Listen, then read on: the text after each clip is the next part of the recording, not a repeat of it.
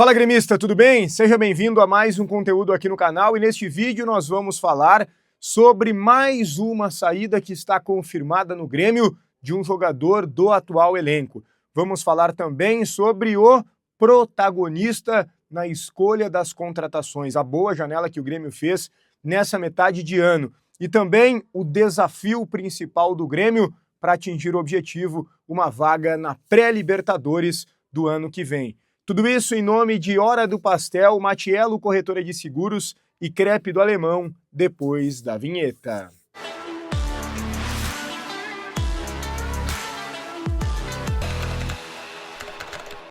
Muito bem, pessoal, antes de tudo, deixa o teu like no vídeo, te inscreve no canal, o like é muito importante para o conteúdo ser entregue a mais gremistas aqui no YouTube, então me ajuda com o like já na arrancada, também te inscreve, me ajuda a chegar na marca dos 70 mil inscritos, entra aqui no canal, confere se tu é inscrito, se não se inscreva, também ativa as notificações para sempre ser avisado sobre novas informações do Grêmio, 2 vídeos por dia aqui no canal, um no final da manhã e outro à noite, e claro, deixa a tua opinião, aquilo que tu tá pensando sobre todos os temas aqui nos comentários. Vamos lá, primeiro ponto que eu quero abordar com vocês é o desafio que o Grêmio tem para chegar numa vaga na pré-Libertadores. Sim, pré-Libertadores. Vaga direta é praticamente impossível, embora matematicamente seja possível, a gente tem que trabalhar dentro da nossa realidade, né?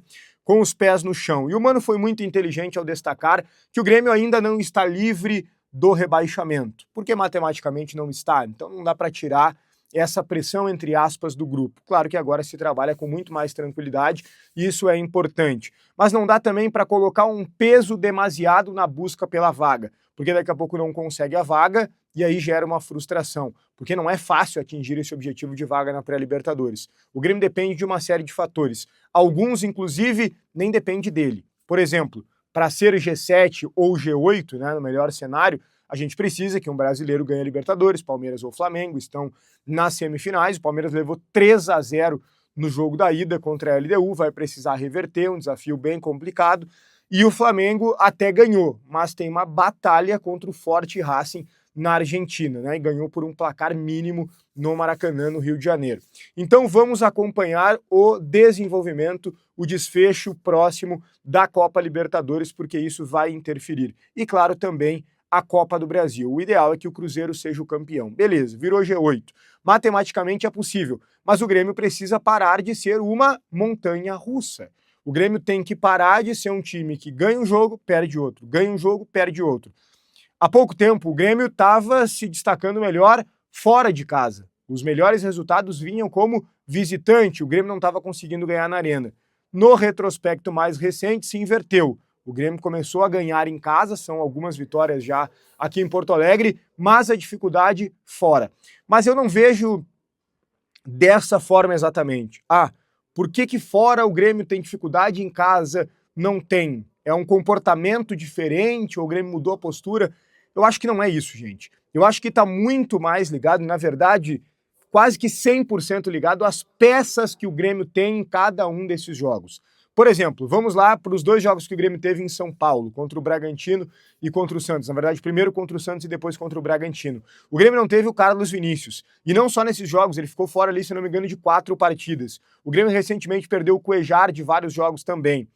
O Marcos Rocha não jogou nenhum dos 2 jogos em São Paulo. Então, mesmo que a gente tenha tido o Arthur nesses jogos, o Arthur sozinho não deu conta. Jogos fora de casa, naturalmente, já são mais difíceis. E por melhor que o Arthur seja, e não tem como resolver sozinho, precisa minimamente de uma boa parceria. O jogo contra o Bragantino, por exemplo, o Grêmio tinha um ataque com Aravena, Pavon e André Henrique, o Edenilson de meia, é um ataque pobre, né? Um quarteto ofensivo pobre.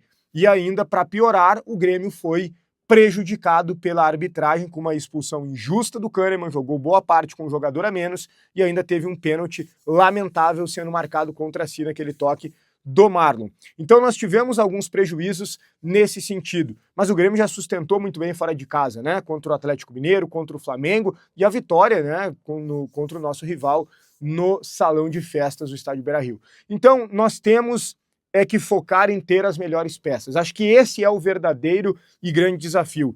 Ter os melhores jogadores. Eles vão nos levar, independente de jogar em casa ou fora, para uma vaga na pré-Libertadores do ano que vem. Um time que tem Volpi, um time que tem O João Lucas, que ainda está sob aprovação, né? Eu falei que eu daria o voto de confiança para ele contra o Juventude, vocês são testemunhas, e ele fez uma partida razoável para boa, não mais do que isso, mas já me serve, porque até então ele vinha só fazendo jogos ruins. É verdade, atrapalhado também por lesões, mas ok, vamos ver como ele vai se desenvolver, né? Acho que o ideal é ter o jogador da posição e não improvisar, tu improvisa na necessidade. Se o João Lucas está indo razoável, acho que dá para jogar. Noriega, para mim, jogadoraço, baita zagueiro que o Grêmio descobriu. Esse jogador, para mim, como volante, ele é comum. Não é ruim, não, mas é comum. Agora, como zagueiro, extraordinário. Wagner Leonardo, eu iria com ele, por exemplo, para o jogo de domingo contra o Corinthians.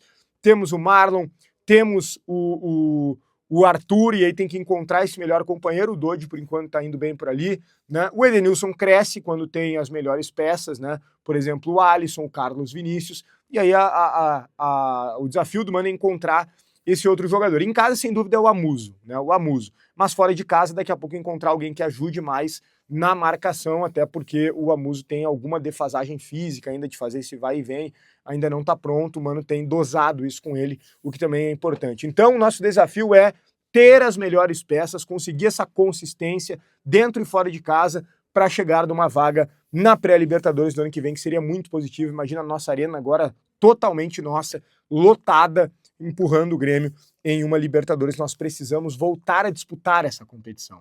Mesmo que a gente não tenha daqui a pouco um time para ser favorito, mas a disputa já faz bem para o clube, porque o lugar do Grêmio é na Libertadores e não na melancólica sul-americana que começa meio assim, né? Aquela tristeza, estádio vazio, não é nada legal. Vamos lá, o Grêmio se reforçou tão bem, né, na janela da metade da temporada, mas o Grêmio se reforçava mal até então, né? Essa direção, ela tem como marca contratações ruins na maioria. O que ocorreu de diferente? Ocorreu de diferente que o Grêmio na janela do meio do ano teve Mano Menezes. Eu não estou dizendo que o Mano Menezes escolheu todos os reforços do Grêmio, mas ele, no mínimo, deu o aval para todos os reforços, indicou alguns e certamente vetou vários nomes que foram oferecidos.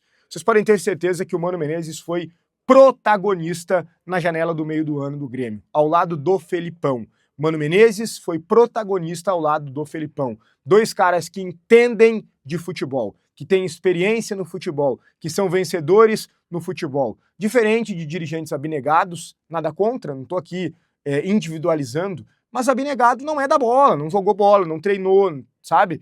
E o próprio executivo, Luiz Wagner Vivel, o executivo de futebol, acho que no Brasil a gente supervaloriza os executivos de futebol. Jogaram onde, né? O Rodrigo Caetano ainda foi jogador. Mas e os outros? Por que são executivos? Eu acho que eles precisam ser bons negociadores. Pô, o cara é bom em negociar. Ótimo. Esse é o papel principal no meu modo de ver. Agora, a escolha dos jogadores, dos reforços, precisa ser feito pelos profissionais, com a ajuda do centro de dados, etc. Mas números sempre precisam ser qualificados. Porque por números, tu pega, às vezes, um cara muito fraco e nos números ele é um dos melhores da posição no futebol brasileiro. Tu vai ver jogar, o cara não joga nada. Então o número tem que ser qualificado. Às vezes o cara tá com um número meio baixo, mas o cara joga muito. Pegar o Pedro recentemente lá no Flamengo, pegar os números dele, estavam abaixo, assim, nos treinos. Acho que isso foi citado, inclusive, numa coletiva pelo Felipe Luiz. Mas o cara resolve. Ah, ele perdeu as disputas, ele correu menos, mas tem tantos gols ali. Então é isso, ou ajuda nas jogadas, tem que ver, futebol tem que ver e tem que entender acima de tudo, e quem faz isso são os verdadeiros profissionais. Tem muita gente que acha que entende futebol e toma decisões nos clubes e, na verdade, não é da bola. Vamos lá, tá confirmada mais uma saída no Grêmio pra gente fechar, tá? A gente já havia falado aqui sobre o Alex Santana, que tem contrato de empréstimo até o final do ano e não vai permanecer. O Edenilson ainda é uma incógnita, né? Se o Marcelo Marques fosse o presidente, o Edenilson não permaneceria, mas agora a gente não sabe e o Edenilson é titular do Grêmio. Eu não duvido que mude tudo e renovem o contrato dele, ainda estou buscando essa informação. E tem mais uma saída. Eu conversei com os dois lados que me disseram o seguinte, que o Enzo, lateral esquerdo, que foi recém-contratado, não fica para o ano que vem. A ideia dos dois candidatos é não permanecer com o Enzo, portanto ele sairá. Lateral esquerdo, que veio lá da quarta, terceira divisão, né? E não jogou ainda com a camisa do Grêmio, ninguém entendeu direito porque foi contratado. O Grêmio já tem o Marlon, né, que foi contratado em definitivo, tem o Lucas Esteves e precisa colocar alguém da base, né? No mínimo, como terceira alternativa, tem que ser alguém da base. Não dá para vir um cara lá da quarta divisão. Eu até não vi o Enzo jogar, então é injusto criticar o jogador e dizer que ele é insuficiente, mas eu gostaria de ver alguém da base. E ele não fica para a próxima temporada. E mais uma saída do elenco que está, portanto, confirmada. Beleza? O conteúdo tem a força de Hora do Pastel, a maior franquia de fast food de pastéis do Brasil e uma das maiores do mundo. Sucesso absoluto, qualidade. Hora do Pastel é pastel crocante, recheio generoso e um sabor que conquista. Grenal 10, o cupom para tu ganhar 10% de desconto. Hora do Pastel. Um grande abraço e até o próximo conteúdo.